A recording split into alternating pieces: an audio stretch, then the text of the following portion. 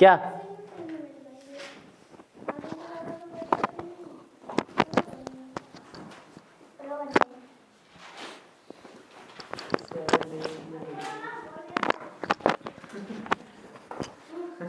यही रहता है बच्चों का, कहीं भी आ जाते हैं, देख नहीं रहे पढ़ाई चल रही। उस दिन ऐसे ही छोटा था तो हमने उसको मीटिंग में भेज दिया था प्रिंसिपल के पास, हमें फ़ुटबॉल चाहिए थी और तो हम ले आए थे। यानी वो मना कर रहे थे, शायद किसी ने मना कर दिया था, सिस्टर ने। तब सिस्टर मना करी तो हम सोचे प्रिंसिपल से पूछे, तो वहाँ चल रही थी मीटिंग, तो हम इसको बोला इधर आओ, या वो वहीं पे था उस दिन, स्कूल में था, लक्ष्य को। बोले जाओ सर से बोल जाओ कि फ़ुटबॉल खेल लूँ, तो बस हाँ बस बोल देते तो फुटबॉल हम लोग खेलते। फिर तो जाके बोलता है सर मीटिंग चल रही थी वहाँ पे, तो फिर सब देखने लगे। तो ये नहीं बोला मैं फ़ुटबॉल खेल लूँ, कहता अक्षय मामा पूछ रहे थे कि फ़ुटबॉल खेल तो मीटिंग के बीच में थोड़ी मना करते, तो कहते हाँ जाओ खेल लो। मारता हूँ क्या? हाँ कभी कभी आता था ना, ऐसे रोज नहीं आता था, यानी कभी कभार आता था। हाँ 12th थी और हम लोग का यानी एडमिशन नहीं था उसका। नहीं पर कैसे सपना बोल देते उसको? दीदी का, हाँ मैम का बेटा था, छोटे बच्चों को ऐसे क्यों ही मना करते। मैम पहले मारता हूँ, पढ़ाती और वही छोटे बच्चों को कोई मन क्यों, यानी अब सर सबको थोड़ी जानते होंगे। हाँ साथ ही में निकले, थोड़ा पहले हम निकल गए थे, यानी निकले नहीं थे पढ़ाई करने के लिए। कैसे करेंगे पता नहीं। 300 रुपए की मिल रही है, वो लोकल टाइप की रेड चलेगी। चलो ना आया, किसी का नहीं आया तो टाइम ख़राब क्या कर रहे थे, पहले ही बता देते। चलो CGS मतलब क्या होता है, एक यूनिट का सिस्टम है। जैसे MKS होता है, MKS क्या होता है, मीटर किलोग्राम सेकेंड। CGS होता है सेंटीमीटर ग्राम और सेकेंड, ठीक है। अब ये 70 न्यूटन SI यूनिट है, SI unit 75 Newton SI unit है। अब SI यूनिट में क्या रहता है, मीटर रहता है, किलोग्राम रहता है और सेकेंड रहता है। अब सबसे पहले इसको फंडामेंटल यूनिट के फॉर्म में लिखो, ये न्यूटन। अब देखो न्यूटन एक डेराइव्ड यूनिट है, मतलब फंडामेंटल यूनिट से मिलके आया है। अब सबसे पहले इसको फंडामेंटल यूनिट के फॉर्म में लिखेंगे, कैसे लिखेंगे, तो लिखेंगे 75। अब न्यूटन मतलब क्या होता है, न्यूटन मतलब होता है kilogram metre per second square, ये कल निकालने से खाया था, ठीक है। Kilogram metre per second square को अपन कर दें CGS में, ठीक है, एक ही बात है। अब अपन को CGS GCS कुछ भी लिखो, उसमें चेंज करना है, मतलब किलोग्राम की जगह ग्राम आना चाहिए, मीटर की जगह सेंटीमीटर आना चाहिए, और सेकेंड का तो सेकेंड ही रहेगा, ठीक है। अब कैसे चेंज करेंगे, देखो यहाँ पे सबसे पहले अपन ने लिखा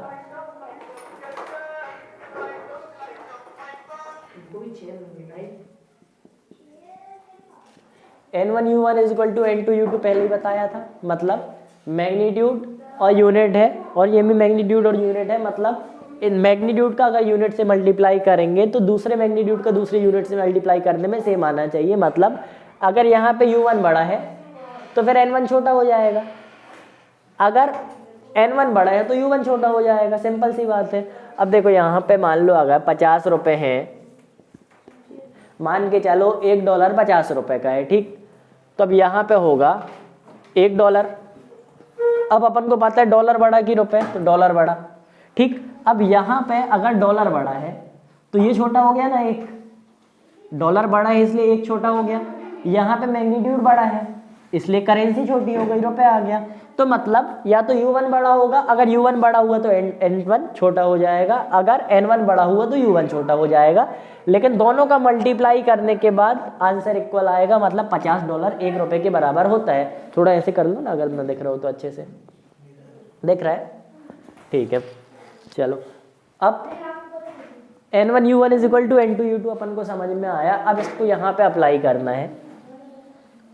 तो सबसे पहले देखो N1 क्या है अपना 75, मैग्नीट्यूड इसका 75 है। अब U1 क्या है, किलोग्राम मीटर और सेकेंड स्क्वायर। तो इसको ब्रैकेट में ले लो, kilogram metre second square. N1 है, U1 है, अपने पास क्या है N2 नहीं है, तो N2 की जगह N2 लिख दो। U2 है, U2 है, देखो U2 है, CGS में चेंज करना है ना, CGS में चेंज करना है, मतलब किलोग्राम की जगह आ गया ग्राम, मीटर की जगह आ गया सेंटीमीटर, और सेकेंड की जगह यानी सेकेंड स्क्वायर की जगह सेकेंड स्क्वायर ही रह गया। देखो ना, हाँ तो C मतलब सेंटीमीटर ही है ना, ठीक है। CM लिख लेना, C लिख दिया, C मतलब सेंटीमीटर। तो देखो किलोग्राम की जगह ग्राम आ गया, मीटर की जगह सेंटीमीटर आ गया, सेकेंड स्क्वायर की जगह सेकेंड, चलो CM लिख लिया, ठीक है। सेकेंड की जगह सेकेंड, तो और डिग्री तो आनी ही थी, यानी जो पावर -2 है वो तो करनी थी। अब अपने पास N2 बस नहीं है, बाकी सारी चीज़ें हैं, N2 बस नहीं है। अब N2 के लिए इसको अपन नीचे ले आएंगे, इसको जब नीचे लाएंगे तो 75 kilogram metre second square upon में ग्राम सेंटीमीटर सेकेंड स्क्वायर। अब क्या करेंगे, सेकंड से सेकंड कर, हाँ अब सिंप्लीफाई करेंगे तो N2 आ जाएगा, सेकेंड स्क्वायर से सेकेंड स्क्वायर काट दिया। अब देखो 75 के नीचे कुछ नहीं, तो यानी 75/1।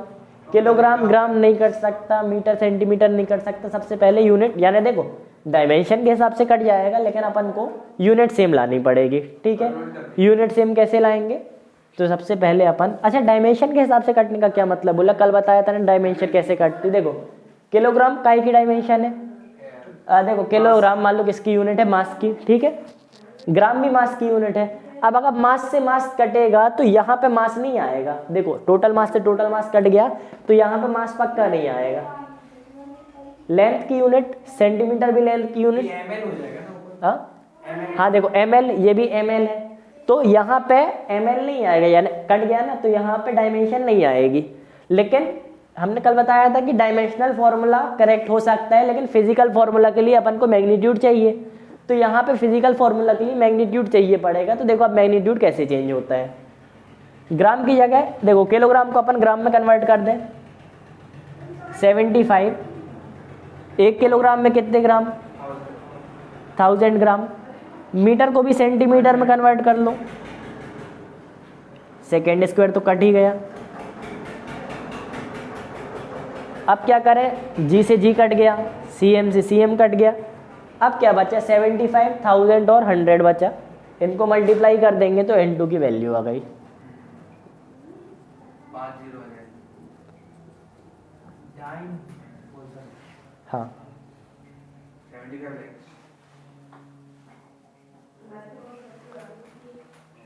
ठीक है, N2 की वैल्यू आ गई।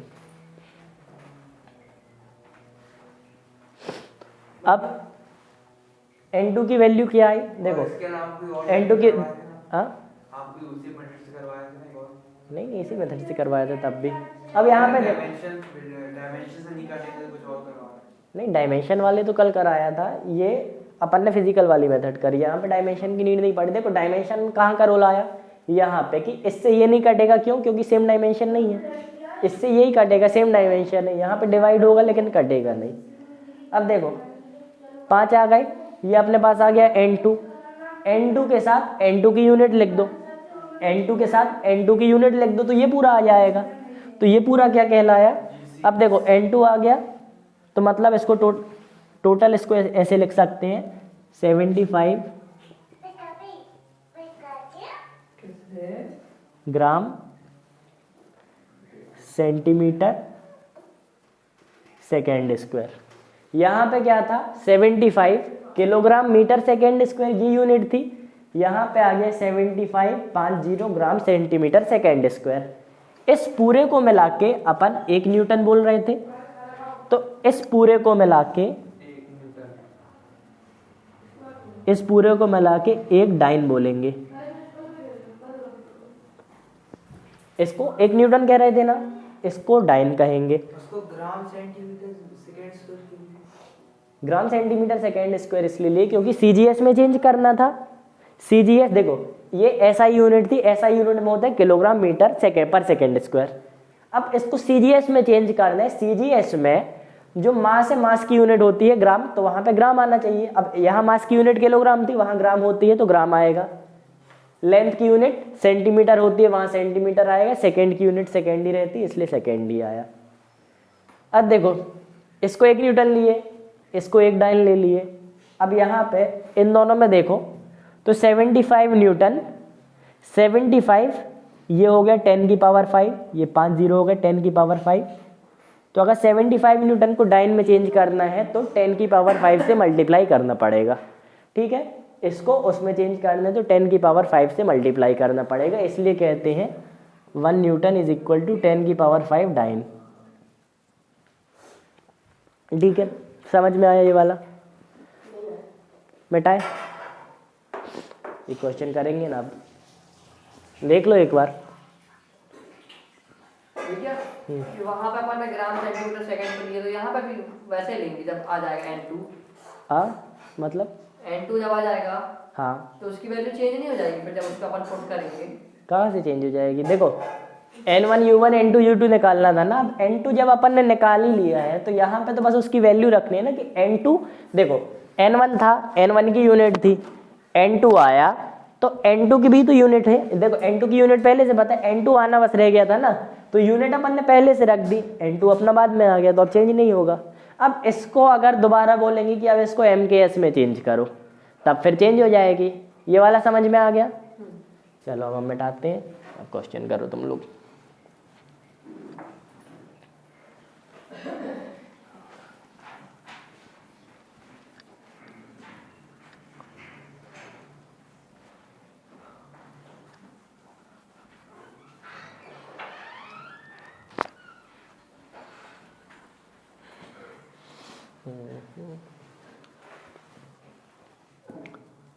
नाइन 99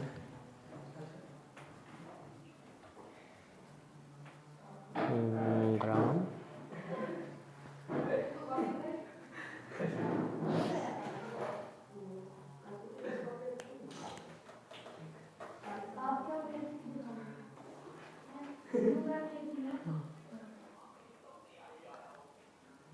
मिलीमीटर ग्राम मिलीमीटर मीटर हो गया ना भैया। चलो इसको चेंज करना है तुमको MKS में, मीटर किलोग्राम सेकेंड। चलो gram millimetre copy copy copy copy में करो। मिलीमीटर है तो पहले से मीटर में करेंगे।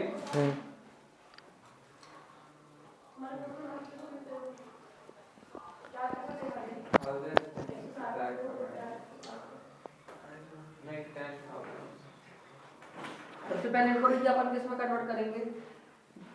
फंडामेंटल में। नहीं, जरूरत ही नहीं। n1 u1 is equal to n2 u2 लगाओ। लगा दें।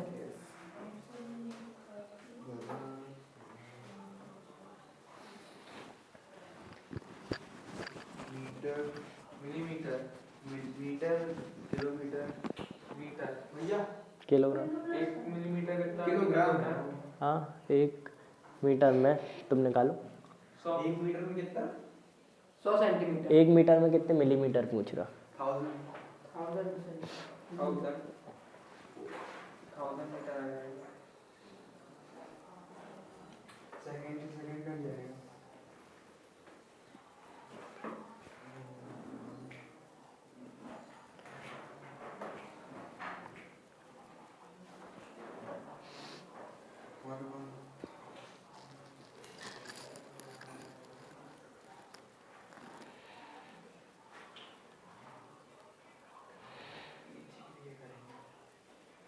अपन नीचे वाले वैल्यू कन्वर्ट कर सकते हैं ना? कुछ भी कर सकते हैं, बस सेम आनी चाहिए।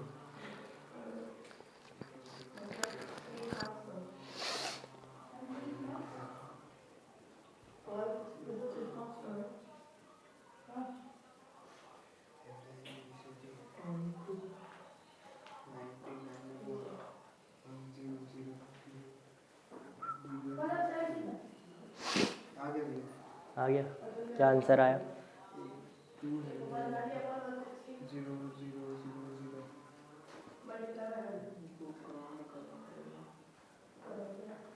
0.00099। सही है। हम ही निकालेंगे। हाँ हाँ, निकालो निकालो। 0.0004099। 4 0।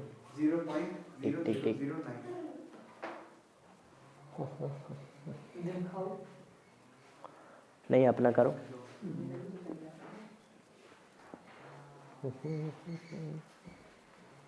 अगर ऊपर भी कन्वर्ट करते तो अपॉन में करना पड़ता ना। ऊपर टफ दिक्कत होती है। हाँ, छोटी वैल्यू कन्वर्ट करो तो ज़्यादा अच्छा रहता है।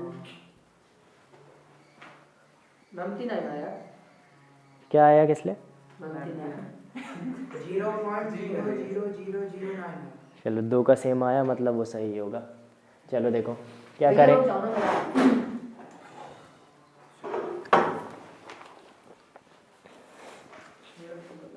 मेरा रुक जाओ, मैं जा ही रहा है। जल्दी निकालो। चलो ना 10 सेकंड फिर से करोगे क्या पूरा? क्या आया? मेरा हाँ, 0 कितना आएगा भाई? 10 लाख को 99 से डिवाइड करना पड़ेगा। 99 10 10 लाख से। वही तो बोल रहा हूँ। चलो देखो, वही तो मैं बोल अब देखो, अब इधर देखो। N1U1 is equal to N2U2। ठीक है, यही था। N1 क्या है इधर?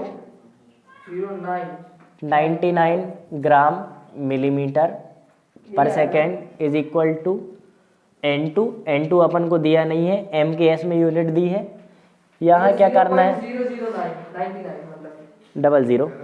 चलो अब देखो, यहाँ पे ग्राम की जगह क्या आ जाएगा? किलोग्राम। चलो ठीक है, अब सही गलत अब इधर देखो, ग्राम की जगह किलोग्राम आएगा, मिलीमीटर की जगह M के S में क्या आता है? मीटर, और सेकेंड की जगह सेकेंड ही रहता है, तो यहाँ पे पर सेकेंड हो जाएगा।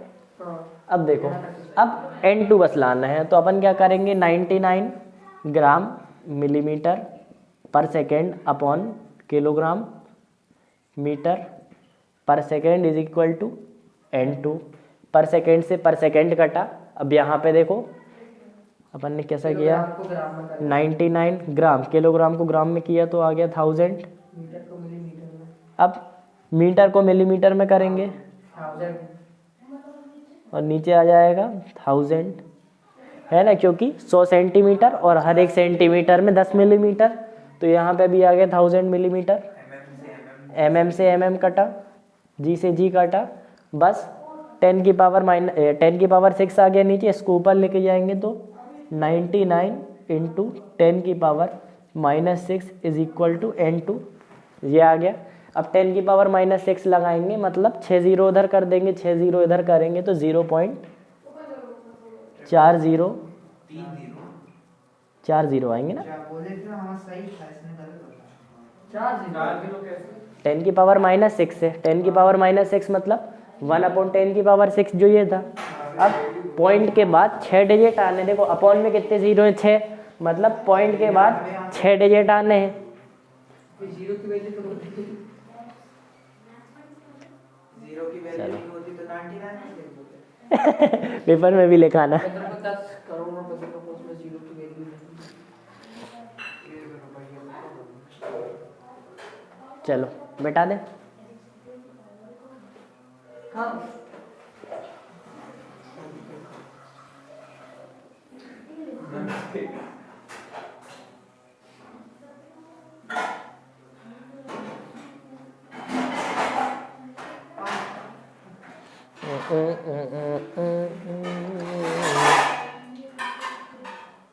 अब देखो, इसी का बिल्कुल सेम, थोड़ी से ऊपर लेवल का क्वेश्चन, बस इसी टाइप का रहेगा, हल्का सा लेवल बस ऊपर है। देखो कैसे,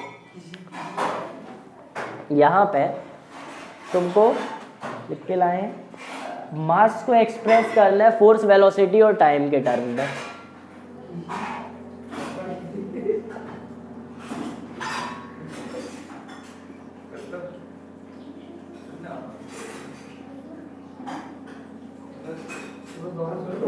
देखो अपन को मास को एक्सप्रेस करना है फोर्स, वेलोसिटी और टाइम के टर्म में। ये क्वेश्चन को थोड़ा सिंप्लीफाई करके लिखा। हाँ हाँ हाँ, लेकिन देखो क्वेश्चन कैसा आता है, क्वेश्चन अपना ऐसा आता है कि तुमको बोलता है कि एफ, वी और टी फंडामेंटल यूनिट है।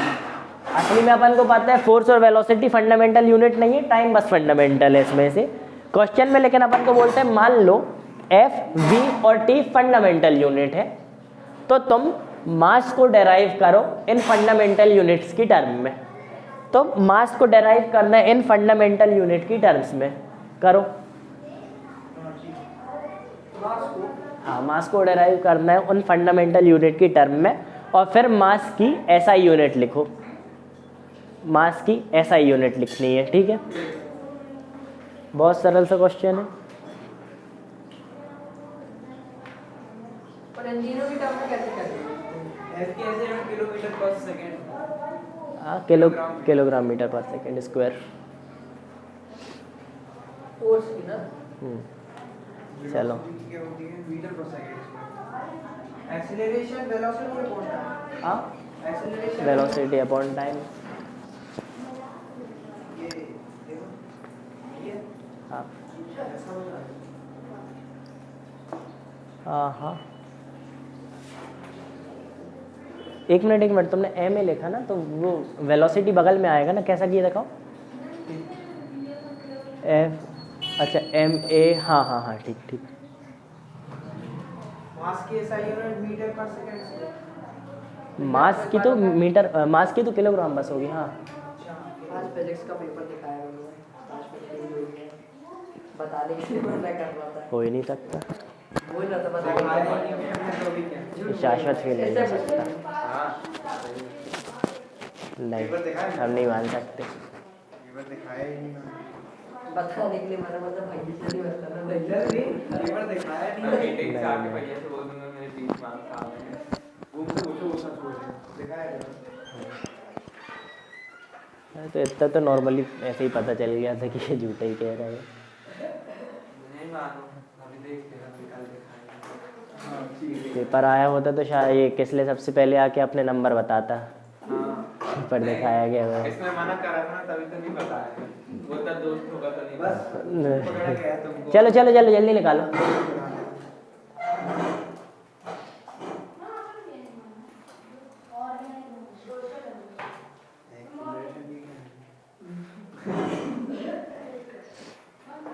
आज देखा थोड़ा इसमें पड़ जाएगा, फालतू रंगे नहीं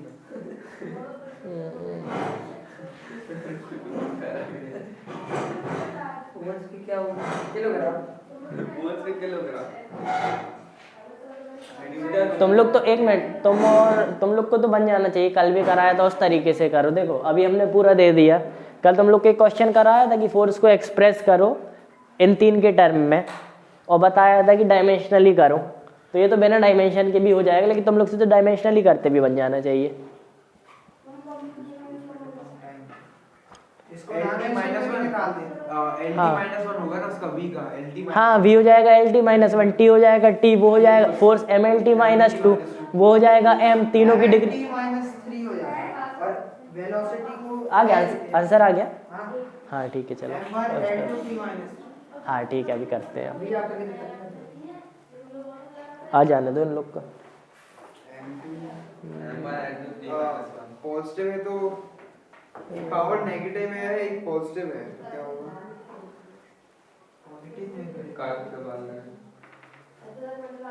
प्लस होता है, पॉजिटिव और नेगेटिव को प्लस का कॉमन आ रहा, तो अभी हम निकालेंगे तब पता चलेगा, हमें थोड़ी पता कौन सा स्टेप। चलो देखो कैसे करेंगे। अब देखो m को इन तीनों के टर्म में एक्सप्रेस करना है। हमने बताया था कैसे करते हैं। सबसे पहले लिखो m प्रोपोर्शनल टू f की पावर कुछ ना कुछ होगी ना, या तो f ऊपर होगा, या तो f स्क्वायर होगा, या तो नीचे होगा। f की पावर a लिख लिए, v की पावर b लिख लिए, t की पावर c लिख लिए।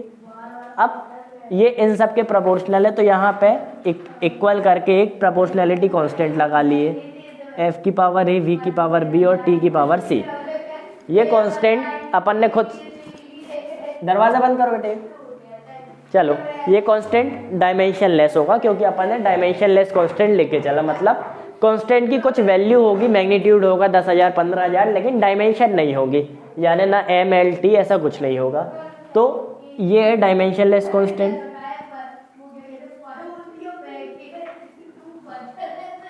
अब देखो इन सब की डायमेंशन लिखो। डायमेंशन कैसे लिखेंगे? मास की हो जाएगी जो चालू है, हाँ, मास की हो जाएगी m की पावर 1 कहलाई ना, मास बस है तो m की पावर 1 लिख लिए।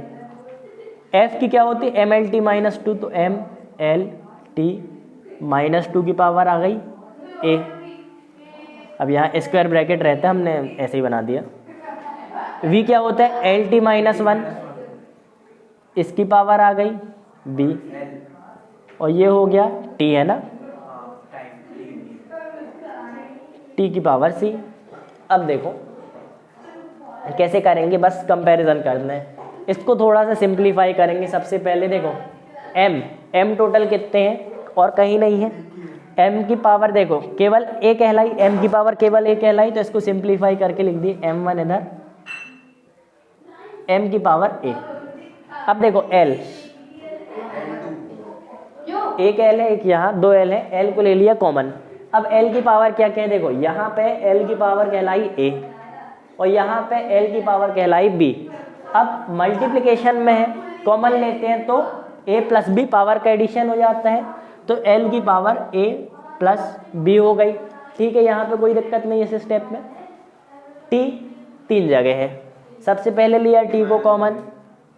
अब t की पावर देखो क्या क्या है, -2 इंटू a क्या हुआ? सबसे पहले -2a सबसे पहले लिख दिए -2a, प्लस यहाँ क्या है? -b, और यहाँ है c, तो +c, और ये लिख दिए -b। समझ में आया? अब अपन पहले प्लस सी क्यों लिखा? हाँ, यानी प्लस करके ब्रैकेट में -b लिखते, प्लस लिख चुके थे इसलिए कोई ज़रूरत नहीं, वैसे भी लिख सकते हो। अब क्या करना है, कुल अपन को कंपैरिजन करना है, आंसर अपना निकल आएगा। a b और c की वैल्यू निकाल दो, a b c की जो भी वैल्यू आई उसको अपन यहाँ पे रख देंगे, a b c की जो भी वैल्यू आएगी उसको अपन यहाँ पे रखेंगे। वैल्यू कैसे निकालेंगे? दोनों साइड कंपैरिजन करो। यहाँ m की वैल्यू क्या है? a, ठीक है, यहाँ पे करते हैं। यहाँ देखो m की वैल्यू 1 है और m की वैल्यू a है, तो यहाँ पे a = 1 आ जाएगा सिंपली। अब यहाँ पे देखो l की लिखा नहीं था तो l की वैल्यू 0 होगी, t की भी वैल्यू 0 होगी क्योंकि t लिखा नहीं था। अब देखो यहाँ l की पावर, l की वैल्यू 0, और यहाँ पे l की वैल्यू है a प्लस b, ठीक है, l की पावर है a प्लस b और यहाँ पे l की पावर है 0, तो a प्लस b = 0 होगा। कंपैरिजन कर, इक्वल में है ना, तो दोनों साइड l की वैल्यू सेम होगी, तो 0 a प्लस b के इक्वल होगा, तो a प्लस b = 0। अब देखो a1 है ना, तो 1 प्लस b = 0, तो b = 0 -1, ये वाला स्टेप, ठीक है, तो मतलब वैल्यू आ जाएगी -1।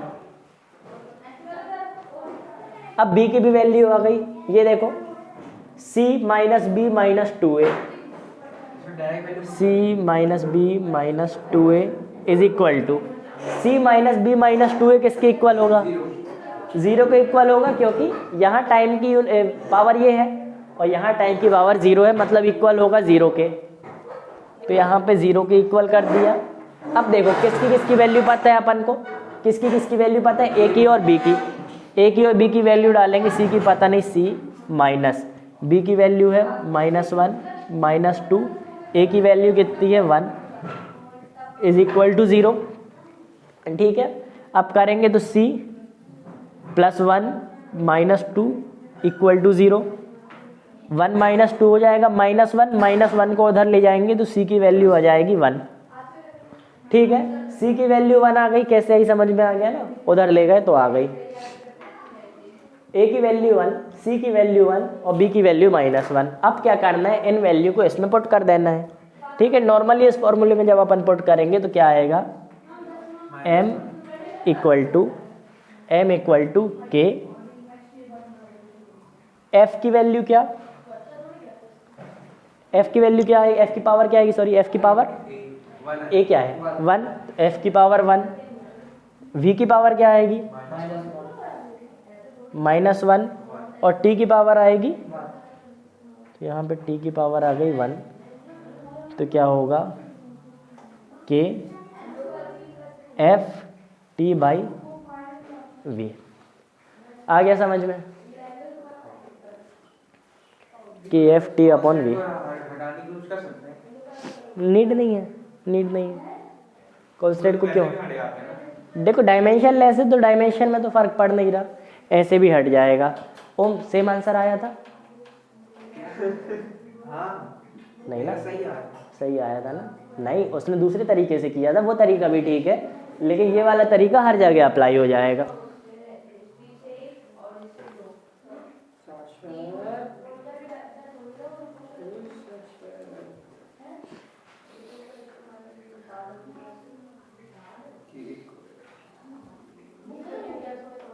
इस टाइम के क्वेश्चन आएंगे ना। हाँ, लेकिन ये चैप्टर तो फाइनल में आएगा। क्यों ओ, क्यों नहीं कट आया? गया ना।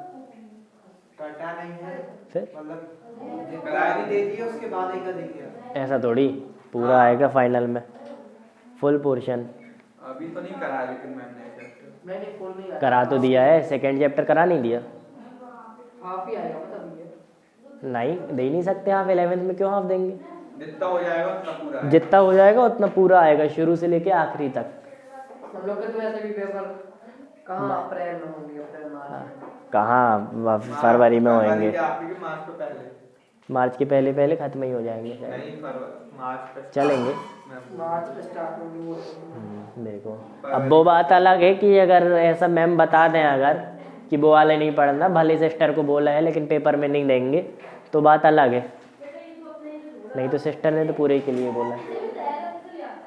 हो भी नहीं पाएगा फिर इसका। अरे पूरा मतलब जितना हो जाएगा उतना पूरा, ऐसा नहीं कि जितना आ चुका उतना कटवा देंगे। क्यों दीदी, पूरे ही आना है ना? जितना हो जाएगा उतना पूरा आएगा ना? अरे सिलेबस रे, हाँ नहीं सारे सब्जेक्ट्स का।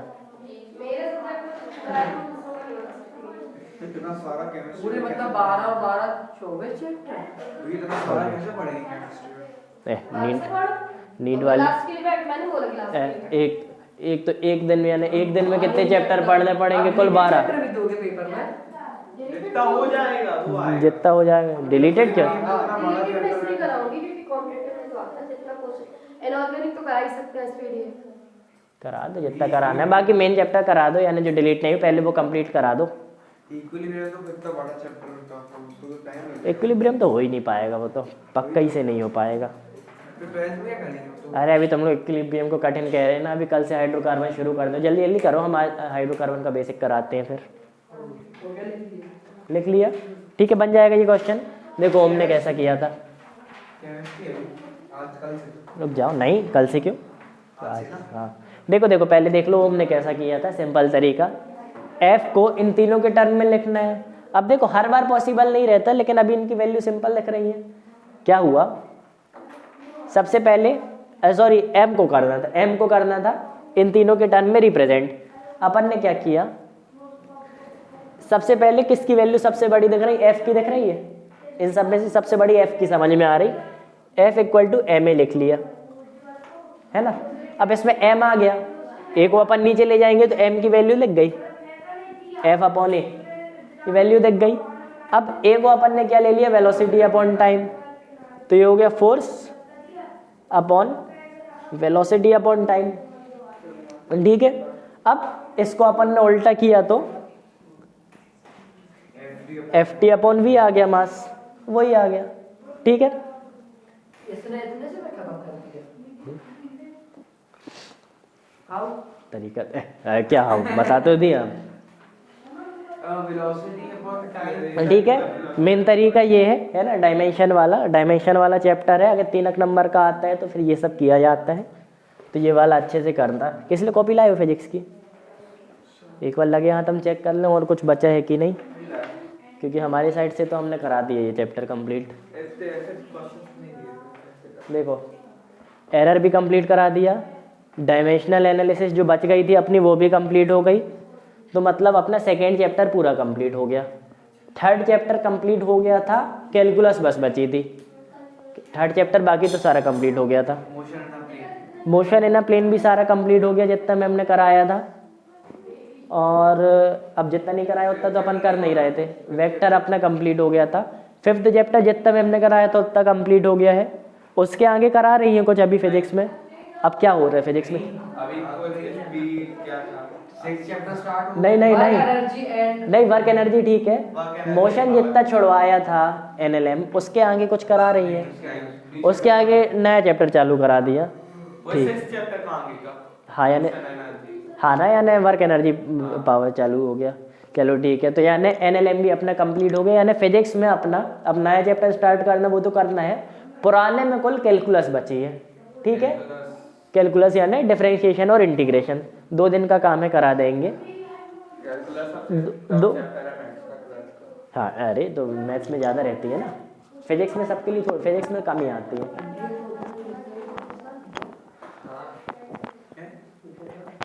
भैया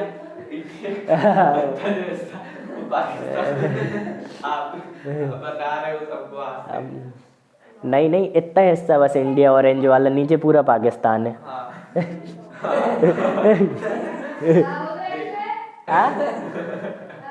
अरे वो इंडिया में जितना जितना हिस्सा ऑरेंज है वो बस इंडिया है ना, बाकी नीचे पूरा पाकिस्तान है ना हरा। वो नेपाल है। भाई गुजरात में जो कुछ दिख नहीं रहा, वो रहते हैं इससे मध्य प्रदेश बीच पे है। पाकिस्तान। मैं क्या बोला तेरे को समझ में आया? हाँ, क्या बोला बता? वो ऊपर का पार्ट है वो पाकिस्तान। क्या ऊपर का? वो जो नीला नीला है। हाँ।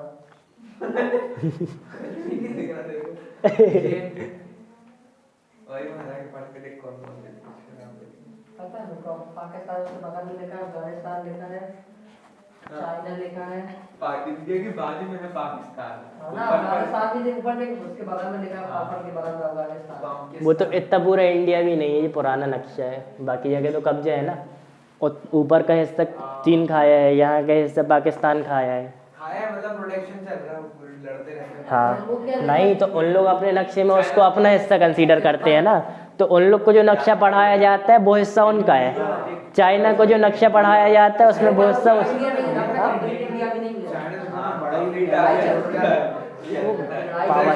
पावर के लिए नहीं नहीं, ये बात तो सही है।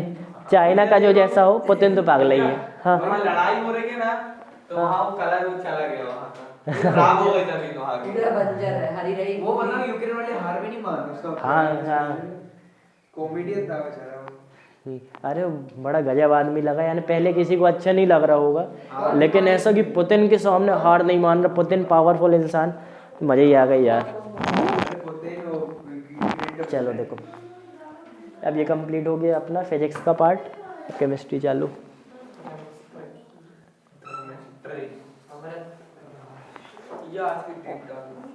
क्या है? 15 होगी आज। 15/12/2022। पाकिस्तान सिविल वॉर चल रही थी ना, पता नहीं।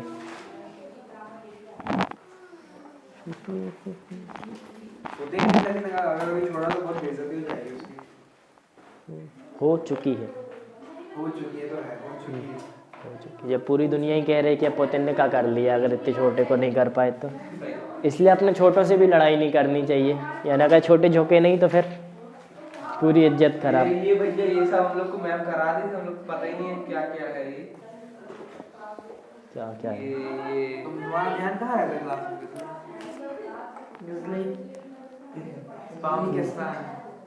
पेंटॉक्सी, सल्फर पेंटेन, ये याद थोड़ी, इनके नाम याद नहीं करने।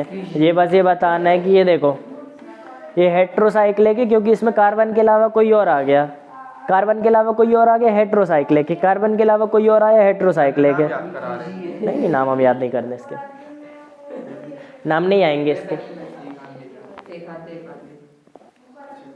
चलो अब क्या करना है अपन को, जीओसी चालू कर, सॉरी हाइड्रोकार्बन। देखो जीओसी में, हाँ जीओसी हो गई। अब देखो जीओसी में कुछ चीज़ें नहीं कराई थी जो जीओसी के अंदर नहीं, हाइड्रोकार्बन के अंदर आती हैं। मतलब उनको हाइड्रोकार्बन चैप्टर में पढ़ाया और जीओसी की है ना, कुछ चीज़ें हैं जो वहीं पे इम्पोर्टेंट थी तो उनको नहीं कराया था। सबसे पहले वो करो। देखो अपन ने मैंने बुक लिया था 1 महीने से, दे भी नहीं, आपको पता है कि मेरी बुक है। कौन? ऐसे तो भैया एग्जाम टाइम में भी रखा था वो भैया ऐसे ही तो मेरे साथ किया है। कौन? मेरी मैथ्स की बुक ले जाके दीदी को दी थी कोचिंग वाले की। उसको पता भी है कि मेरी बुक है, दे भी नहीं था, मेरे पास कुछ पढ़ने के लिए था ही नहीं। सुनो तो मेरी मैथ्स की बुक स्कूल में छूट गई थी, तो ये उठाया और दीदी को ले जाके दे दिया, बोलते तेरी बुक नहीं है, उसमें मेरा नाम भी लिखा है।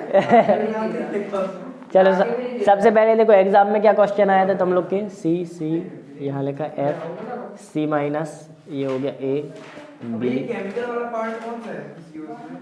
ये नहीं आता ना भैया? नहीं वो वाला नहीं करना, ये क्या है? प्रैक्टिकल होगा 15 बार माइनस। रेजोनेंस। हाँ वो सब तो करा दिया था। रेजोनेंस कहाँ है, कहाँ कंजुगेशन कहाँ देखे, माइनस माइनस माइनस। चलो बताओ स्टेबिलिटी सबसे ज़्यादा किसकी है? 1 2 3 1 2 3 ABC आएगा, ठीक है, ओम ABC आएगा, ठीक। क्यों? फ्लोरीन, फ्लोरीन पहले आता है। फ्लोरीन पहले आता भैया है। अभी बता रहे पेपर हाँ ना, पेपर में उल्टा लिखा है, पता नहीं क्यों।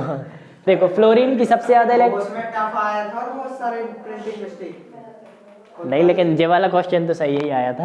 ये नहीं आया था सेट ए में, अच्छा अच्छा, नहीं आया था ये वाला। अच्छा चलो देखो, ऐसे आते तो कहां फोन। अच्छा हाँ वो ने शिकायत करी उस सर की, इनसे और पूछ लें एक बार।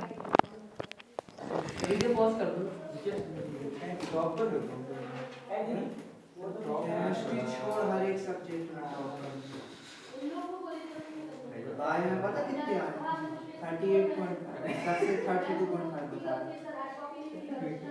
ठीक सर से पूछो आप।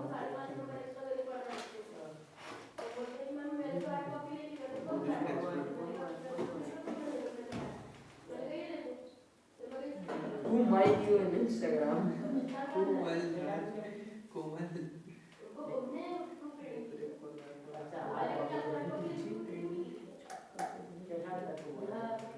कैसी मीट है यार, मीट हो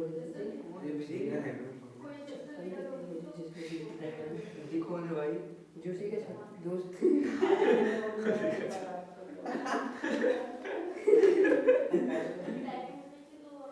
गार्ड लोग तुम क्या जानो। ये हर शैली पता हो, ये तुम लोग कह रहे थे ना कि बायो वाला केमिस्ट्री की रीडिंग कैसे करेगा, हार्ड कॉपी भी तो दी थी उन्होंने, हार्ड कॉपी दी थी कि लो हार्ड कॉपी से मिला लो, यानी अब उन्होंने मांगी नहीं मांगी वो नहीं पता। आप सब बायो पढ़ा है, अगर MSc करी है तो केमिस्ट्री तो पढ़ा ही होगा। अरे तो सब होशियार थोड़ी होते हैं, हाँ हो सकते फेल हो रहे हो, फिर BSc करी हो उससे नहीं। अच्छा कॉलेज के हो सकते हैं, बाकी स्कूल के तो नहीं होंगे। नहीं, इनके स्कूल टाइम में सबने पढ़ी होगी ना केमिस्ट्री तो। आज मेरे को बायो वाले सामने दिखे। अरे इतना कोई कोई याद नहीं रहता है जिसको करियर बनाना। उनके पाँव छोटे हैं पता भैया। पैर उठा आज प्रोजेक्ट में बोलते हैं अच्छे से शशांक मिश्र बोलते हैं, अच्छे जस से लिखना मिस्टर शशांक सर जी। मतलब भैया पेपर में मिस्टर शशांक आज को चिल्ला देके इतना तेज कुछ भी बोलता हम लोग कुछ बायो आयो में से बात करते 38.5 रहा है। हर्ष को बहुत भैया। मारते सर। आज को बहुत चिल्लाते हैं, पता नहीं काहे अरे हम लोग कुछ नहीं बोलेंगे। 35 हर्ष को बहुत मारते। बहुत पिटता है। हर्ष क्यों बैठता है जबकि वो तो होशियार है? पीछे लास्ट पेज में असली वो सर टॉप करता और पता है हमेशा टॉप। हाँ ना, हर्ष तो होशियार ही है। बायो में तो 2 नंबर से रख दिया है। कितने आए? 35.5। 4.5 नंबर से गए ना। अरे मेरे 33.5। अच्छा हर टॉपिक उसको पता नहीं कैसे याद है आती है। अच्छा पेपर कर लिया तुमने? अंशिका की कितने आए? 35। उसके भी 35। अच्छा बायो थ्योरी लिखनी होती है। अरे मैं बहुत रास्ते हैं, कई लोग उनकी आ जाते हैं। अंशिका का नाम बहुत सर नोट्स भी लिखवाते हैं क्या? हाँ नहीं फिर तो अच्छे नंबर आए अगर नोट्स नहीं लिखवाते तो। वो हर्ष का लिखवाते हैं, जो कॉपी पूरी भरी है डायग्राम से। पूरे इंपॉर्टेंट दे देते हैं सर लिखवाते टेस्ट भी ही है लेते बस। हैं। काहे? उसमें भी लिखवाते ही है बायो बायो जैसे अपन बोर्ड में पढ़ते थे ना हाँ तो तो बच्चे वही बोलते लिखवाते ही वही तो रट के लिया है। इसलिए तो मैं सोच रहा था मेल का कैसे आगे हाँ। पूरा रट के चले गए। स्कूल में लिखवाते नहीं, आरिफ पटेल के पढ़ा जिसके देते और कुछ टॉपिक बोलते खुद से पढ़ते। पता भैया आरिफ पटेल के इंग्लिश में 13 आ रहा है और बायो में पास हो रहा है वो। बायो में भी 13 इसके पहले तो अच्छा है। पास ही तो बोल रहा पास तो 14 में है ना, पास तो 14। 13.2 कौन ने बोला मेरे सामने? 12.5 13.4 आता है उसका अगर निकालो 13.4 आएगा फिर कम से कम 33% तो तो 13 में पास कर देते हो 13 में भी कर देते हैं, जबकि 13.5 में करना चाहिए। हाँ, ये लेकिन दीप्ति के मार्क्स पूछ रहा है। है दीप्ति के मार्क्स कुछ ही लोग तो इनके बारे में दीप्ति कौन है? एक लड़की है। क्या तो होगी कोई। मतलब कुछ ही लोग तो हैं, तो सबके बता दिए उसको। शशांक सर क्या बोला सेकंड टॉपर थे सब टॉपर ही आते हैं स्कूल में हाँ। अपने लोग गाना जय तो हम भी जैसे तो फर्स्ट टॉपर थे नहीं नहीं वो अरे इनके स्कूल में बस नहीं सभी स्कूल में वहाँ पे वो दीदी कहती थी हाईएस्ट नहीं वो तो सही में थी second highest। सही में थी। यदि का मैं 100 आउट ऑफ 100 लाती थी मैथ्स में। लेकिन सुनना कितने बच्चे थे 8 तो थे ही बायो में सेकंड अच्छा नहीं भाई मेरे को लगा 2 तो नहीं थे। केमिस्ट्री में 30 बच्चे थे अब बायो से करते ही नहीं गुरु होशियार थी है ना? कौन? गुरु गुरु तो होशियार गुरु क्या कर रही? पढ़ा रही ओए, कॉलेज में अच्छा सारे होशियार लोग यही काम करते क्या? नहीं तो उसकी पीएचडी वगैरह यार कॉलेज में तो ऐसे उसने नहीं। PhD अच्छा यानी ऐसे ही पढ़ाना है यानी या होशियार बच्चों को दे देते उसने होंगे। क्या बोला किसने पढ़ जाओगे ऐसा हंसते हो ना तुम? नहीं क्या बोला जल्दी बोलो फटाफट मैंने बोला टॉपर लोग पीछे क्यों बन जाते हैं। तुमको पता है वो दिव्य कीर्ति आईएएस दिव्य कीर्ति आईएएस की जॉब छोड़ के उसने टीचर बना आईएएस दिव्य कीर्ति तो कमा भी तो उस हिसाब से रहा है वो। वही मैं बोल रही हूँ, वो जॉब छोड़ के नहीं तो आईएएस छोड़ प्रोफेशन ना हर कोई हैंडल नहीं करता आईएएस छोड़ के अगर सेंट्रल ऑफिस का टीचर बनता तब मानते। टीचर को कितना सारा झेलना पड़ता है तो जैसे अपनी जैसी सिस्टर झेलनी पड़ती है तो हम लोग जैसे बच्चे झेलने पड़ते हैं नहीं, और नहीं। हर सेक्शन में कुछ और भी बच्चे हैं जैसे हमारी 9th क्लास हमें कुछ नहीं झेलना पड़ता। हमारी 9th क्लास के बच्चे पिछले बार मेरे क्या को हुआ कि लगता हर्ष भी टीचर ही बन जाएगा। जब हर्ष नहीं हर्ष का फ्यूचर बढ़िया है। हर्ष की सब फ्यूचर नहीं रहेगी। सर्जन बनेगा उसको पक्का। अरे चलो डॉक्टर बनेगा अक्षय हाँ। इमेजिन कर छोटा सा गोला मोला तो डॉक्टर तो ज्यादातर ऐसा ही रहते हैं गोले मोले से। पता क्या नहीं करेगा मैं बताऊं भैया को बीमारी देख के हंसेगा वो। बोलेगा अरे भयंकर। इसका नॉर्मली आया ए बस अब ABC आया ठीक है। अब देखो क्यों आया क्योंकि यहाँ पे अपन ने अच्छा पहले बताओ इफेक्ट कौन सा हुआ इफेक्ट कौन सा देखा -i देखा। अब देखो -i इधर पे देखा ये ठीक है। अब अगर ये चीज़ होती एरोमेटिक में एरोमेटिक नहीं लेते एक काम करते हैं एरोमेटिक नहीं लिया यहीं पे हमने लगा दी डबल बॉन्ड।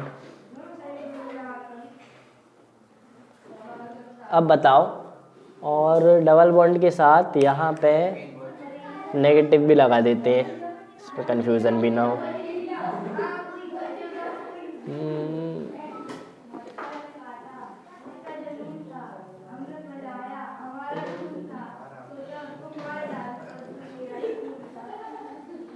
चलो अब बताओ एक काम करो इन तीनों में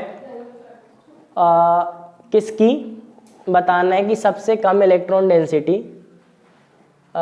देखो मेन चेन की बात कर रहे हैं। देखो मेन चेन जैसे ये है ना मेन चेन में decreasing order of electron density लिखो मतलब सबसे ज़्यादा इलेक्ट्रॉन डेंसिटी किसकी रहेगी फिर सबसे कम किसकी रहेगी इससे CBA मतलब इसमें इलेक्ट्रॉन डेंसिटी सबसे ज़्यादा रहेगी तो CBA। बाकी लोग का क्या आया इलेक्ट्रॉन डेंसिटी मतलब जो देने वाला ग्रुप रहता है वो इलेक्ट्रॉन डेंसिटी देता है तो चेन में बढ़ जाती है जो खींचने वाला रहता है खींचता है तो कम हो जाती है। बताओ हाँ सबसे ज़्यादा किस में है फिर कम सबसे कम किस में ऐसे बताओ ऑर्डर। ब्रोमीन में और फिर CAB सबसे ज्यादा इलेक्ट्रोनेगेटिव तो क्लोरीन रहता है। फ्लोरीन रहता है ना क्लोरीन क्यों फ्लोरीन रहता है सबसे ज़्यादा इलेक्ट्रोनेगेटिव। इलेक्ट्रॉन गेन एंथैल्पी अलग चीज़ है इलेक्ट्रोनेगेटिविटी अलग चीज़ है। वो सबसे ज़्यादा इलेक्ट्रॉन गेन एंथैल्पी रहती है क्लोरीन की लेकिन सबसे ज़्यादा इलेक्ट्रोनेगेटिव फ्लोरीन ही होता है, बताया था या पढ़ाया था। CBA। बाकी लोग का क्या आया? अमन का तो गलत ही आया, किस लिए बताओ? हाँ, ABC मतलब सबसे ज़्यादा फ्लोरीन की इलेक्ट्रॉन डेंसिटी। अब देखो ये क्या करता है, खींचता है इलेक्ट्रॉन डेंसिटी। रुको बताते हैं। सबसे पहले देखो इलेक्ट्रॉन डेंसिटी खींचेगा तो इसमें कम हो जाएगी, इसमें भी कम, इसमें भी कम। सबसे कम इसमें हो जाती और सबसे ज़्यादा इसमें बच जाती। क्यों? क्योंकि Br सबसे कम खींचता। तो इंडक्टिव इफेक्ट के हिसाब से तो ये आंसर आना चाहिए था, ठीक है। हाँ, CBA इंडक्टिव इफेक्ट के हिसाब से तो ये आंसर आना चाहिए था। लेकिन अब देखो इन सब के पास लोन पेयर रहते बहुत सारे, लोन पेयर रहते हैं। अब देखो यहाँ पे लोन पेयर सिग्मा पाई मतलब रेजोनेंस है। अब अगर रेजोनेंस है तो यहाँ पे मेसोमेरिक इफेक्ट भी तो हो सकता है। बताओ, मेसोमेरिक इफेक्ट हो सकता है यहाँ पे? सोच लो, हो सकता है। समझ में आया हूँ? देखो मेसोमेरिक मतलब रेजोनेंस इफेक्ट भी हो सकता है। अब उसका क्या मतलब है? पहले देखो डबल बॉन्ड नहीं थी तो रेजोनेंस नहीं थी, तो बात ही नहीं थी। अब रेजोनेंस आ सकती है यहाँ पे, मेसोमेरिक इफेक्ट आ सकता है। मेसोमेरिक इफेक्ट कैसे आता है? देखो ये डबल बॉन्ड, ये लोन पेयर है, लोन पेयर इसको दे देगा, तो अगर लोन पेयर इसको देगा तो ये डबल बॉन्ड इस कार्बन पे आ जाएगी। लोन पेयर उसको दिया, डबल बॉन्ड उस कार्बन पे आ गई। CBA को इधर लिखो तो कैसा बन जाएगा ये? F double bond C single bond C और यहाँ पे आ जाएगा माइनस, ठीक है। हाँ, नेगेटिव के साथ लोन पेयर रहते ही हैं, लिखो ना लिखो एक ही बात है, तब तो सिखा रहे थे। यहाँ पे भी सेम चीज होगी, लोन पेयर इधर आ जाएगा तो ये पाई इलेक्ट्रॉन इधर आ जाएंगे, इधर पे भी यही होगा। अगर भैया इसमें क्लॉकवाइज होता है रोटेशन? नहीं, जरूरी नहीं है। अगर ऑक्सीजन है तो उस साइड होगा, जैसे वो क्वेश्चन था जो देखो ऑक्सीजन में अगर ऐसा लिखा है C, अब देखो यहाँ पे अगर लोन पेयर है और यहाँ सिंगल बॉन्ड है तो लोन पेयर यहाँ पे आना चाहेंगे, तो वहाँ पे ऐसा हो जाएगा, मतलब ऐसा बन जाता है, ठीक है। अब अगर यहाँ पे डबल बॉन्ड है, पहले से डबल बॉन्ड है, अब डबल बॉन्ड है, इस लोन पेयर को टूटना है, ये पाई इलेक्ट्रॉन को टूटना है, या तो इधर जाएंगे या तो इधर जाएंगे, तो किधर जाना पसंद करेंगे? ऑक्सीजन के पास जाना पसंद करेगी। तो ऐसे में लोन पेयर ऑक्सीजन के ऊपर आ जाए, ज़्यादा इलेक्ट्रोनेगेटिविटी है, इलेक्ट्रॉन को ज़्यादा पसंद करते हैं, तो इलेक्ट्रॉन ऑक्सीजन के पास जाएंगे। चलो अब देखो ये तीनों में मेसोमेरिक इफेक्ट हो गया। मेसोमेरिक इफेक्ट से बताओ इसमें इलेक्ट्रॉन डेंसिटी बढ़ी कि कम हुई? बढ़ी। देखो पहले न्यूट्रल था, अब इलेक्ट्रॉन डेंसिटी बढ़ गई। इंडक्टिव इफेक्ट क्या कर रहा था? इलेक्ट्रॉन डेंसिटी कम कर रहा था, है ना। इंडक्टिव इफेक्ट खींचता था तो इलेक्ट्रॉन डेंसिटी कम हो जाती थी। मेसोमेरिक इफेक्ट देता है तो इलेक्ट्रॉन डेंसिटी ज़्यादा हो जाती है। अब देखो केवल F की बात करें, F इंडक्टिव के हिसाब से खींचना चाहिए, मेसोमेरिक के हिसाब से देना चाहिए। Cl इंडक्टिव के हिसाब से इलेक्ट्रॉन डेंसिटी कम करनी चाहिए, लेकिन मेसोमेरिक के हिसाब से इलेक्ट्रॉन डेंसिटी देनी चाहिए। तो मतलब इसमें FCl Br इसमें दो इफेक्ट आ रहे हैं। कौन से?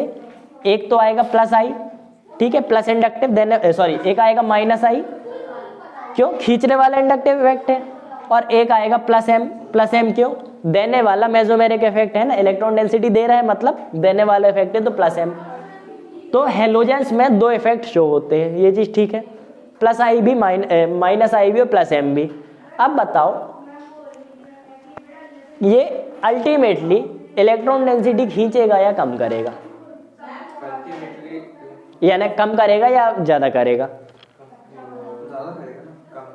देखो अब इसमें कैसे निकालेंगे, इसका एक नेट पुल है। नेट पुल मतलब देखो फ्लोरीन मेसोमेरिक के हिसाब से देना चाहता है, मेसोमेरिक के हिसाब से देना चाहता है, लेकिन इंडक्टिव के हिसाब से खींचना भी चाहता है। इंडक्टिव के हिसाब से तो सबसे ताकतवर फ्लोरीन है, ठीक है। तो इंडक्टिव के हिसाब से सबसे ताकतवर फ्लोरीन, फिर उससे कमजोर होता है Cl, उससे कमजोर होते हैं Br, और उससे कमजोर होते हैं आयोडीन। ये इंडक्टिव इफेक्ट की बात करी। अब मेसोमेरिक इंडक्टिव यहाँ माइनस I लिखेंगे। अब मेसोमेरिक जो देखेंगे, मेसोमेरिक मतलब जो देना चाहता है। अब देखो FCl Br I में से सबसे ज़्यादा कौन देना चाहता है, ऐसे करके देखेंगे तो देखो I जो अपना I कहलाया, I के आउटर मोस्ट शेल में सबसे दूर दूर इलेक्ट्रॉन है, आउटर मोस्ट शेल दूर है ना, I का बड़ा है, तो मेसोमेरिक इफेक्ट के हिसाब से I ज़्यादा देना चाहता है। ठीक है, एक मिनट रुकना बस, F खींचेगा और सबसे खराब I है तो I mesomeric ICl FCl Br FI Br, एक मिनट बस।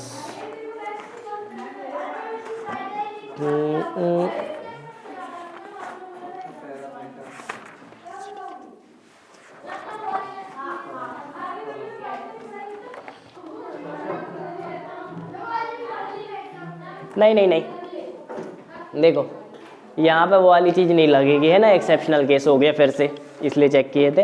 देखो मेसोमेरिक इफेक्ट के हिसाब से भी F सबसे ताकतवर, फिर Cl, फिर Br और फिर I, मतलब प्लस M के हिसाब से भी यही वाला सबसे ताकतवर हुआ। ठीक है, सबसे ताकतवर F ही हुआ। अब फादर इंस्पेक्टर ब्रदर कलेक्टर ऐसे, father collector brother inspector Nemo ने कहीं उल्टा कर दिए। ठीक है, अब देखो सबसे ज्यादा खींचेगा कौन, F, सबसे ज्यादा देगा भी कौन, F। ठीक है, सेकेंड नंबर पे Cl खींचेगा, सेकेंड नंबर पे F देगा। तो अल्टीमेटली ये करेंगे क्या, अगर बराबर खींचता और बराबर देता तो नेट इफेक्ट आ जाता है 0। ठीक है, अगर बराबर खींचता बराबर देता तो नेट इफेक्ट 0 आ जाता, लेकिन इसका इंडक्टिव इफेक्ट ज़्यादा होता है। तो इन सब का इंडक्टिव इफेक्ट ज़्यादा होता है और मेसोमेरिक इफेक्ट कम होता है।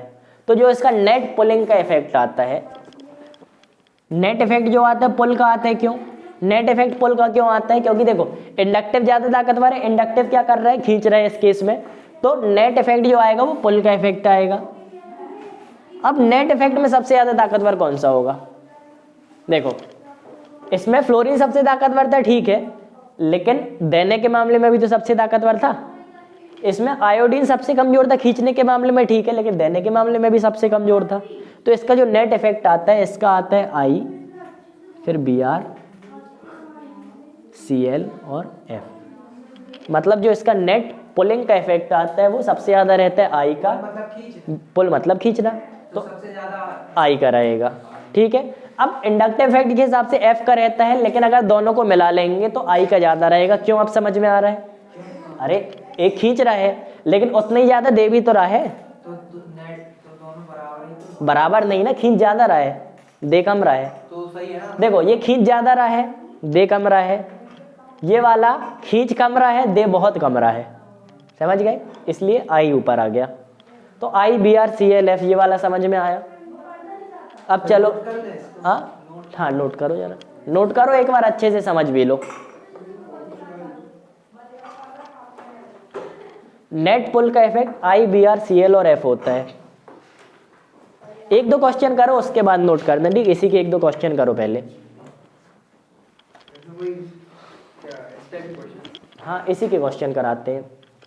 ये सब प्रैक्टिकल ये है। इसका आंसर क्या है, जीओसी की? हाँ इसका आंसर होता, देखो इलेक्ट्रॉन डेंसिटी सबसे ज्यादा किस में होती, तो देखो नेट पुलिंग का इफेक्ट है, नेट पुलिंग का इफेक्ट सबसे ज्यादा I में है, ठीक है, तो I आखिरी में आ जाता है। देखो नेट पुल है ना, तो इलेक्ट्रॉन डेंसिटी कम हो जाती, तो सबसे ज्यादा डेंसिटी किसकी रहती, सबसे ज्यादा डेंसिटी रहती A की, उसके बाद B की और फिर C की, ABC आंसर है। ऐसे नेट बोल में तो फिर देखो ना नेट पुल में I सबसे ताकतवर, उसके बाद Br, तो नेट पुल में सबसे ताकतवर Br है, तो मतलब सबसे ज्यादा ये खींचेगा। अब ये खींचेगा तो इलेक्ट्रॉन डेंसिटी सबसे कम कर देगा ना। अब अपन को लिखना था decreasing order of electron density, तो सबसे पीछे C रहेगा, उसके पीछे B और उसके पीछे A। ठीक है, अब क्वेश्चन करो जरा। इंक्रीजिंग में वो सीपी होगा ना। हाँ एक प्रैक्टिकल होंगे इसके, प्रैक्टिकल मतलब कैसे, जीओसी के, नहीं प्रैक्टिकल किसे करेंगे इसके, ये केमिकल्स वाले ना ये तो ये पढ़ना ही प्रैक्टिकल नहीं होंगे तो पढ़ोगे। चलो देखो डिस्टिलेशन ये सब ये नहीं वो नहीं होंगे, वो वाले नहीं होंगे, वही तो कुछ उसके प्रैक्टिकल में कवर हो जाएगा वो। प्रैक्टिकल अगर जो 11th में कराएंगे उसमें जितना कवर हुआ तो हुआ, बाकी वो सब पढ़ता नहीं, कोई नहीं पढ़ाता, किसी एग्जाम के लिए नहीं पढ़ाते। हाँ पता नहीं क्यों दिया है वो, हमें भी नहीं पता। नहीं दिया क्यों है ये नहीं, पढ़ाते क्यों नहीं ये नहीं पता। दिया तो है, पढ़ा हाँ पढ़ाते क्यों नहीं ये नहीं पता, कटा भी नहीं। उनको भी नहीं पता होगा, हमको भी नहीं पता, मतलब उनको भी नहीं पता होगा, ये तो हमको भी पता होता। मैम नहीं ऐसी बात होती तो फिर हमको भी पता होता। मैम ये केमिकल वाली चीजें क्यों नहीं पढ़ाते जीओसी में लास्ट में, डिस्टिलेशन वगैरह ये सब, साइंटिस्ट बनने वाले। क्रोमेटोग्राफी। क्रोमेटोग्राफी तो प्रैक्टिकल में करा देते हैं ना, और वो टाइट्रेशन वगैरह दी, टाइट्रेशन भी प्रैक्टिकल में करा देते हैं। Test of sulphur. हमारे ख्याल से तो प्रैक्टिकल में कराते इसलिए बस नहीं छूते होंगे उसको, क्यों हो सकता है ना थ्योरी में उसका काम ना होता हो, प्रैक्टिकल बस में काम होता होगा। Quantitative analysis, carbon and hydrogen. हाँ नहीं कर रहा नहीं। बारिश हो रही है। क्वालिटेटिव और क्वांटिटेटिव एनालिसिस क्यों नहीं पढ़ाते पूछ रहे हैं। तो वो तो प्रैक्टिकली करा रहे हैं। ये पूरा practical होगा अपना, पूरा? क्रोमेटोग्राफी तो करा दिया, अब एक करा दूंगी सैटरडे या मंडे को। इसमें तो बहुत सारे हैं, तो बेटा जितना हो सके उतना करें। मतलब करवाते वो तो दिया ही क्यों अलग कराते नहीं। हाँ? वो तो दिया ही देखो थ्योरेटिकल पढ़ाने का कोई थ्योरेटिकल में नहीं होता होगा, मतलब क्यों। थ्योरी में समझ में आना नहीं है, प्रैक्टिकल करके देखो। क्रोमेटोग्राफी पढ़ के समझ में नहीं आती, कर लिया पता है कि किसी को दे। ए क्रोमेटोग्राफी तो पढ़ के भी समझ में आती है। यहाँ करवा प्रैक्टिकल क्या क्या बोले? प्रैक्टिकल करवाने वाले क्या? ले आए ना। तो मैं पत्तियां ला देना सेल्फी और सेल्फी की है। हाँ क्या कह रहे हैं। मैम को पता है। तो वो तो हमने भी बताया था ना, प्रैक्टिकल वाली चीज़ तो हमने भी बताई थी। नहीं बोलो तो वीडियो पीछे करके सुना दें। प्रैक्टिकल वाली चीज़ तो हमने भी बोली थी ना कि उसका प्रैक्टिकल करा देते हैं 11वीं में जितने प्रैक्टिकल कराए, लेकिन इधर क्यों नहीं पढ़ाते वो नहीं पता। यानी प्रैक्टिकल कराया ठीक है, चैप्टर में दिया तो उधर पढ़ाते क्यों नहीं। नोट्स वगैरह। अच्छा आप यही करवा दो प्रैक्टिकल करना कुछ। क्या को प्रैक्टिस करेगा तो सही है। HCl वगैरह ले आऊंगा मैं बैठा के। बाकी नहीं, लेकिन क्रोमेटोग्राफी तो सरल है वो तो। देखो गिलास चीनी भेज जाएगा। हाँ। बाकी जैसे कि लैब में तो सारा धीरे धीरे हम लोग एक एक चीज आएंगे बना के। अरे नॉर्मल सी बात यह है कि जब हम वो थे यानी स्कूल में तब तो खास पढ़ते थे नहीं, तो प्रैक्टिकल स्कूल में जितने हुआ उसमें से तो हमको कुछ समझ में आया नहीं, तो हमने थ्योरी से तो पढ़ा था। प्रैक्टिकल भी हाँ उसी उसकी बन गया था, लेकिन पढ़ा तो ऐसे ही था क्रोमेटोग्राफी वगैरह। जो भी बोर्ड एग्जाम में सब फुल मार्क्स देते हैं ना प्रैक्टिकल। नहीं दिए हमारे स्कूल में तो नहीं दिए थे। हम लोग कितने दिए। हमारे स्कूल काफ़ी अजीब है, कुछ मैनेजमेंट तो हमारे स्कूल की भी ख़राब थी। अजीब था। अभी भी होगा, अब तो और ख़राब हो गया होगा। प्रिंसिपल गया। चलो नेट पोल आई का, अब देखो क्वेश्चन करो ज़रा। सिस्टर थी ना उस टाइम पे आपने। नहीं एरिक सर।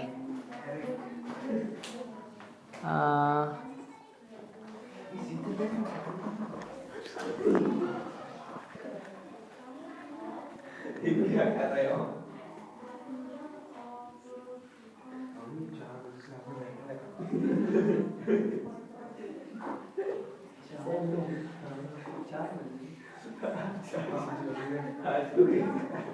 पीछे से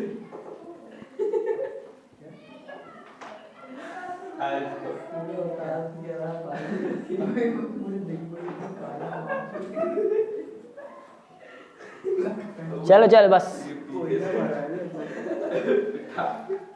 करो। बताओ इलेक्ट्रॉन डेंसिटी का डिक्रीजिंग ऑर्डर लिखो।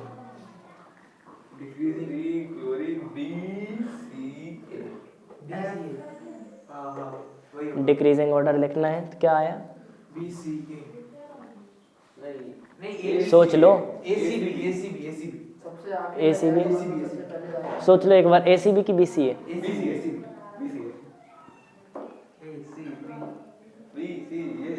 चलो भैया एसीबी ACB। चलो अब देखो ओम का भी पूछ ले। ओम क्या है। मैंने AC बोल। ACB ना। ज्यादा सूट कर रहा है। BC मेरा एसीबी ठीक है। ठीक है चलो अब सूट वूट नहीं, नॉर्मल सी चीज़ दी है। और अब देखो गलत किस, पता नहीं क्यों जा रहा है तुम लोग का। नेट पुल सबसे ज़्यादा पुल किसका है, I का, फिर BR का, फिर CL का, F का। पुल करने से क्या होगा, इलेक्ट्रॉन डेंसिटी कम होगी। जिसकी इलेक्ट्रॉन डेंसिटी सबसे ज़्यादा उसको सबसे पहले लिखना है, जिसकी इलेक्ट्रॉन डेंसिटी सबसे कम उसको सबसे आखिरी में लिखना है। सबसे कम इलेक्ट्रॉन डेंसिटी किसकी, जिसमें सबसे ज़्यादा पुल होगा। तो यहाँ पे सबसे ज़्यादा पुल है BR का, तो इलेक्ट्रॉन डेंसिटी यहाँ पे सबसे कम हो गई होगी। तो सबसे पहले आ गया बी, उसके बाद सॉरी यानी सबसे आखिरी में आ जाएगा बी, हाँ देखो मेरा सही आ रहा है। ठीक। हाँ हाँ सबसे उसके बाद आ जाएगा सी वाला आ जाएगा, और उसके बाद आ जाएगा ए वाला। तो ए में सबसे ज़्यादा इलेक्ट्रॉन डेंसिटी क्यों है? क्योंकि ये सबसे कम खींच रहे हैं नेट पुल के हिसाब से। ठीक है, ये वाला समझ में आ गया क्वेश्चन। ए सी भी आया, ठीक है। मैंने देख के बोला। चलो बताओ। तेरा बड़ा तू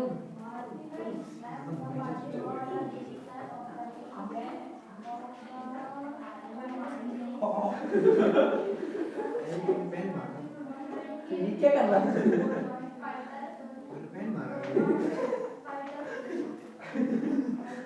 पूछ रहा कि बता रहा है।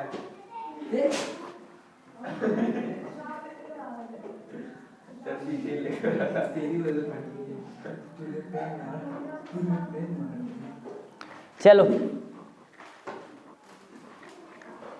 बताओ decreasing order of electron density. Decreasing है ना इसका ए हाँ बी ए सी बी। इसी भी सब बताओ अपना अपना आंसर। हाँ अपना ऊपर वाले का क्या पूछा था? वही पूछा था ना, decreasing order of electron density. A C B A C B. AC बताओ किसने? एसी भी आया सबका। हाँ अमन का नहीं आया। हाँ एसी भी आ गया। एसी भी क्यों? क्योंकि देखो नेट पुल कैसा था, नेट पुल एफ का सबसे ज़्यादा था, सॉरी एफ का सबसे कम था, सबसे कम एफ का तो ए, उसके बाद सबसे कम सी का, यानी सबसे उसके बाद कम सी एल का, तो फिर सी और बी, ये आंसर आया। मतलब ए सी बी सबका यही आंसर आया। क्या सब फोन आया। उठा लो जल्दी। अभाव कौन है? Who is above? हेलो हाँ कोचिंग क्या ये कितने बजे? 4:54 4:54 कितने बजे स्कूल? 5 बजे। 5 मिनट से छूट क्या? अरे मैं घर ही आ रहा था।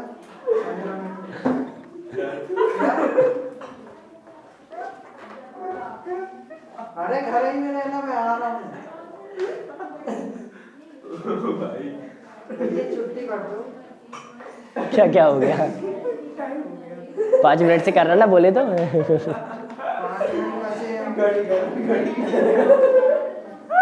चलो ठीक है। आई मैं तो भाई से पूछ रहा था कितने बजे पूछा कितने बजे सोते? चलो ठीक है छोड़ दो करें। हाँ वीडियो देख ले, अरे वीडियो देख लेना। चलो देखो, 5 मिनट तो बचे हैं बस। हाँ चलो ये देखो तुम लोग, ये सबका आया था, ठीक है, सबका ये आया था। देखो देखो बस बस बस, सबका ये आया था, ठीक है। 1 मिनट देना सभी का गलत आया था। अमन। गलत का उल्टा होगा, अभी तो मैं कह रहा था। क्यों उल्टा होगा बताओ क्यों? वो थोड़ा नेट पुल इफेक्ट उल्टा उसका उल्टा होता है। हाँ डिक्रीजिंग ऑर्डर में बताना है ना। डिक्रीजिंग ऑर्डर में ही बताना था। तो देखो ये क्यों गलत? क्योंकि यहाँ पे नेट पुल इफेक्ट लगाना ही नहीं है। नेट पुल इफेक्ट कब लगा रहे थे? देखो नेट पुल कब लगा रहे थे? जब इंडक्टिव भी लग रहा था और मेसोमेरिक भी लग रहा था। इंडक्टिव यहाँ पे लगेगा, ठीक है, मेसोमेरिक क्यों लगेगा? जब यहाँ पे कंजुगेशन ही नहीं है तो मेसोमेरिक इफेक्ट लग ही नहीं सकता। तो यहाँ पे केवल और केवल इंडक्टिव इफेक्ट लगेगा, है ना। यहाँ पे नेट पुल क्यों लगेगा? यहाँ केवल और केवल इंडक्टिव इफेक्ट लगेगा। अब अगर केवल इंडक्टिव इफेक्ट लग रहा है तो उसके हिसाब से सबसे कम जो खींच रहा है उसके पास सबसे ज़्यादा इलेक्ट्रॉन डेंसिटी, मतलब आ जाएगा बी, उसके बाद सी और उसके बाद ए। ठीक है, समझ में आया ये वाला? आ गया, ठीक है। नेट पुल इफेक्ट नहीं लगा क्योंकि कंजुगेशन नहीं थी। जहाँ पे एम और आई दोनों रहते हैं नेट पुल वहाँ पे लगाना है, नहीं तो इंडिविजुअल के हिसाब से काम कर देना है। नहीं कुछ नहीं हो, मिलने जा रहा है किसी से। कुछ नहीं मिलने जा रहा है, उसके भाई बोल रहा था मैं जा रहा हूँ कहीं। जा रही कहीं। चलो बस बस बस 5 मिनट बात करना मत।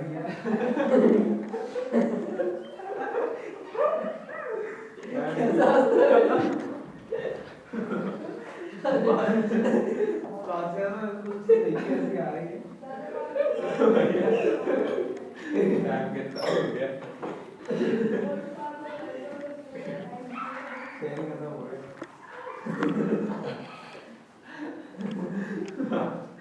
उनको बोलना टाइम पूरी देखो एरोमेटिक और एंटी एरोमेटिक क्या होते हैं। सबसे पहले ये देखो, एरोमेटिक मतलब पता है, जिसमें कंजुगेशन होती थी और साइक्लिक स्ट्रक्चर रहता था उसको अपन एरोमेटिक कहते थे।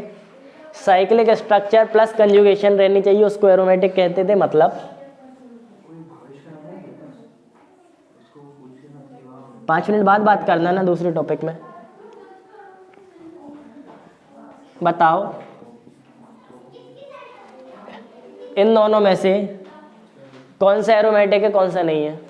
एरोमेटिक हाँ नहीं पता। देखो एरोमेटिक मतलब एरोमेटिक में साइक्लिक स्ट्रक्चर होना चाहिए और कंजुगेशन मतलब ये वाला एरोमेटिक देखो है, वाला एरोमेटिक नहीं। रेजोनेंस होनी चाहिए और कंप्लीट कंजुगेशन होनी चाहिए। रेजोनेंस के साथ कंप्लीट कंजुगेशन तो एरोमेटिक होगा।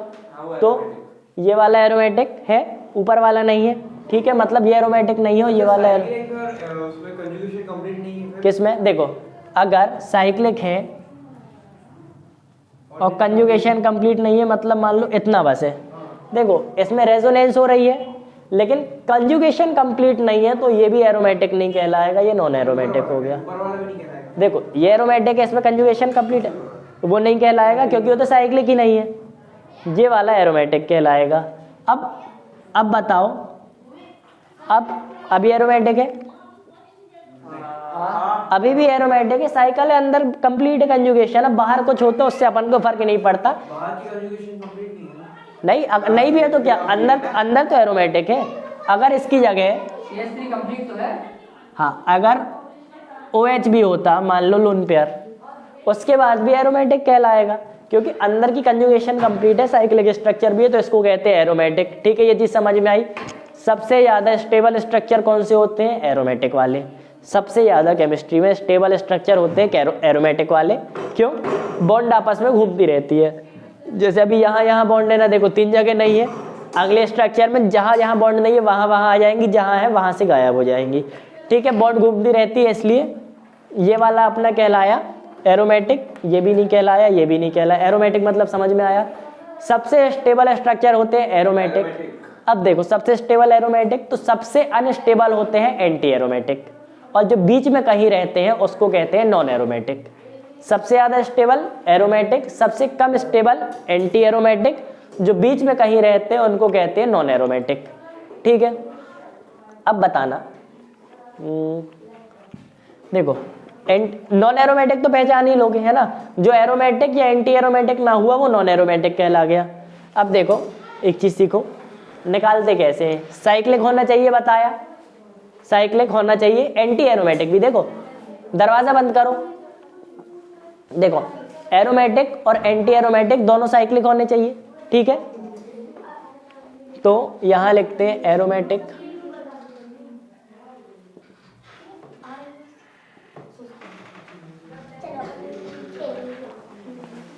एंटी एरोमेटिक दोनों साइक्लिक होने चाहिए।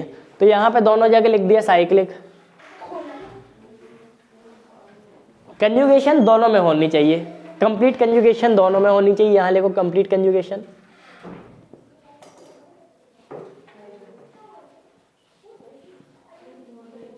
ठीक है, कंप्लीट कंजुगेशन दोनों में होनी चाहिए। अब देखो दोनों स्ट्रक्चर प्लेनर होते हैं, बता दिया। ठीक है, नहीं लिखो ये वाला पॉइंट, नहीं लिखो। प्लेनर क्या, देखो ये वाला कार्बन sp2 होगा, sp2, ये वाला भी sp2 होगा, सारे sp2 होंगे। क्यों? 3 सेगमेंट, सब में 3 सेगमेंट, मतलब सारे sp2 होंगे। sp2 की ज्योमेट्री क्या आती थी? प्लेनर। तो दोनों प्लेनर रहते हैं। हम नहीं लिखवा रहे पॉइंट, नॉर्मल सा पॉइंट है, लेकिन बता दे। अच्छा एक काम कर, लिख ही लो ना, क्योंकि अगर डिफरेंस आ गया तो फिर ये प्लेनर पॉइंट अच्छा रहेगा।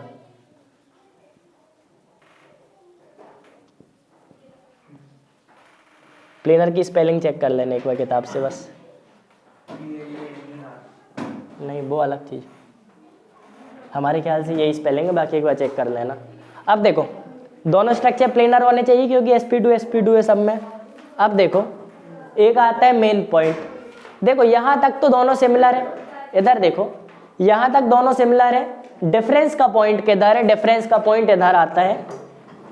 एरोमेटिक में कितने कार्बन होते, कितने इलेक्ट्रॉन रहते हैं? इसमें इलेक्ट्रॉन रहते हैं 4। मैंने लेकिन अभी एरोमेटिक में पढ़ा है। जीओसी में था, छोड़ो। 4 पाई प्लस 2 इलेक्ट्रॉन्स, देखो, या फिर 4 प्लस 2 पाई इलेक्ट्रॉन लिख लो। ट्रिपल बॉन्ड की बात आता है ना भैया, अनसैचुरेटेड और एरोमेटिक, सैचुरेटेड अनसैचुरेटेड 4 पाई, क्यों? हाँ हाँ बोलो। वो ट्रिपल बॉन्ड की बात आता है ना एरोमेटिक। ट्रिपल बॉन्ड के बाद ऐसा नहीं रहता एरोमेटिक तो अनसैचुरेटेड एरोमेटिक। नहीं, अरे ऐसा नहीं रहता, मतलब एरोमेटिक अपने ही आप में कंपाउंड, वो सीक्वेंस अलग है, वो अब सीक्वेंस में, हाँ अब देखो ट्रिपल बॉन्ड से अलग दिखते हैं ना, इसलिए उसकी रिएक्शन अलग कराते हैं।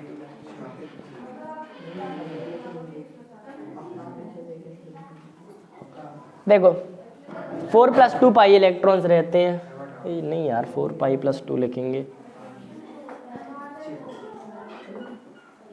Sorry 4n plus 2।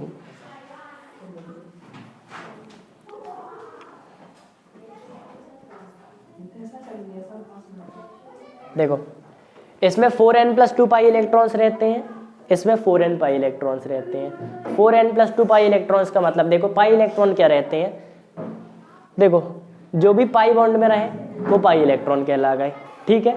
अगर यहाँ पे कोई लोन पेयर भी, देखो ये तो बाहर का लोन पेयर है, ये नहीं, लेकिन अगर यहाँ पे ऐसा कोई लोन पेयर भी लगा होता, इसको भी अपन कंसीडर करते हैं पाई इलेक्ट्रॉन में, ठीक है।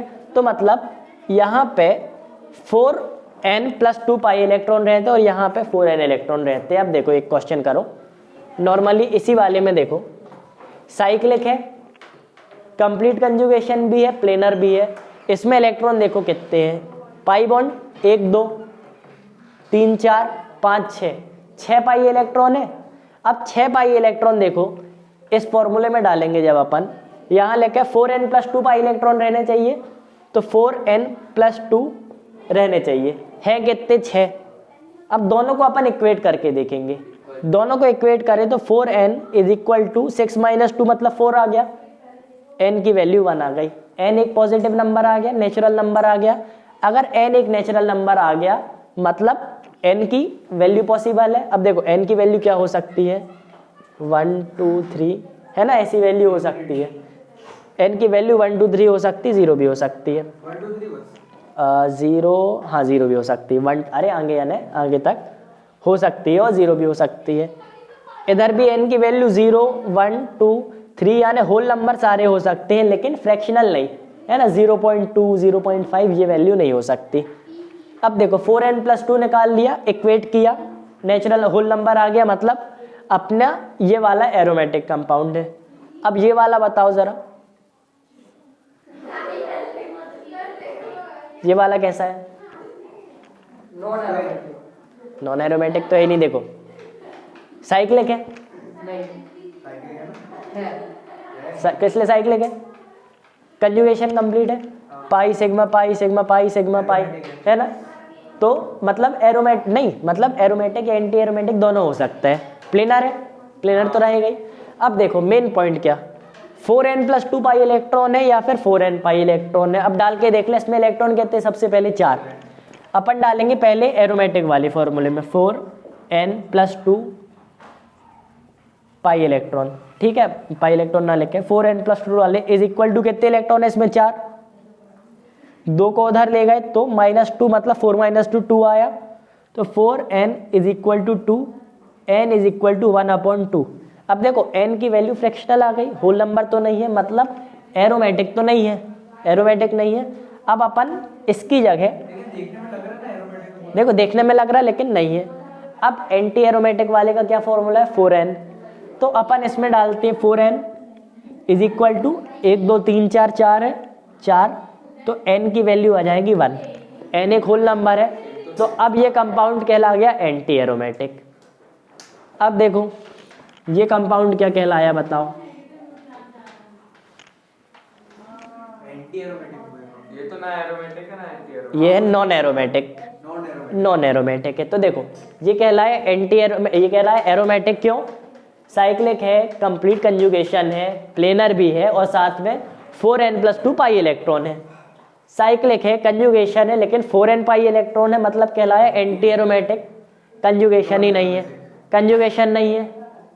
इस वाले में बताओ, शुद्ध है ही नहीं। साइकिल नहीं है, एक में कंजुगेशन नहीं है, एक में साइकिल नहीं है। और सवाल ये भी नॉन एरोमेटिक है। कौन सा? ये वाला भी नॉन एरोमेटिक है। ठीक है, ये चीज समझ में आ गई तुम लोग को। तो एरोमेटिक और नॉन एरोमेटिक समझ में आ गया, एंटी एरोमेटिक समझ में आ गया। अब बताओ, अगर ये वाला कंपाउंड बी है, ये ए है, ये सी है, तो सबसे स्टेबिलिटी ऑर्डर लिखो। बी हाँ BC BCA ए तो है नहीं। सबसे स्टेबल बी, क्योंकि एरोमेटिक सबसे ज्यादा स्टेबल होते हैं। एरोमेटिक सबसे स्टेबल, फिर सी एंटी एरोमेटिक। तो एंटी एरोमेटिक तो सबसे कम स्टेबल होते हैं। हाँ तो नॉन एरोमेटिक तो हो ही। सी नॉन एरोमेटिक तो हो गए ना। मतलब देखो, सबसे स्टेबल एरोमेटिक, जो एरोमेटिक होगा वो सबसे स्टेबल होगा। जो नॉन एरोमेटिक आएगा वो बीच में आएगा, और जो एंटी एरोमेटिक होगा वो सबसे अनस्टेबल होगा। हमेशा लास्ट में आता है। हमेशा ही एंटी एरोमेटिक कंपाउंड कभी बनते ही नहीं है ना, इतने अनस्टेबल की कभी बनते ही नहीं है। तो कभी भी अगर प्रोडक्ट में ये बनता देखे, मतलब रिएक्शन ही नहीं हो रही है, क्योंकि ये कभी बनता ही नहीं है। ठीक है, तो एंटी एरोमेटिक कंपाउंड कभी बनते ही नहीं है। सबसे ज्यादा अगर ये बन पाते हैं तो यही बनते हैं। तो सबसे ज्यादा स्टेबल होता है एरोमेटिक, एरोमेटिक के बाद नॉन एरोमेटिक, और उसके बाद एंटी एरोमेटिक। ये वाली चीज क्लियर है? चलो ठीक है, एक कंपाउंड बस बताओ अब एरोमेटिक है कि नहीं। ये फॉर्मूला याद रख ले, 4n+2 इलेक्ट्रॉन और 4n इलेक्ट्रॉन है ना। 4n+2 एरोमेटिक का है, 4 और 4n एंटी एरोमेटिक का है। हाँ, तो लिख लो जल्दी, हो गया हमारा। वीडियो में लिखना है। हाँ लिख लेना जरा, और करना पड़ेगा ना। ये वाला बताना। ठीक है। पाई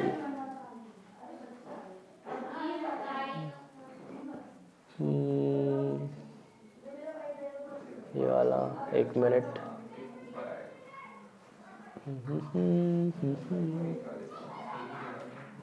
ये वाला नहीं।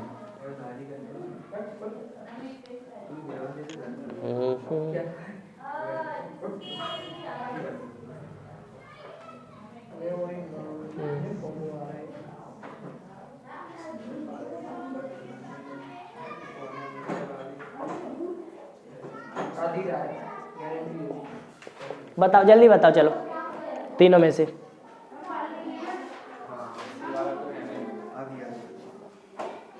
होमवर्क ले लो, यहाँ नहीं करा रहे, बताना।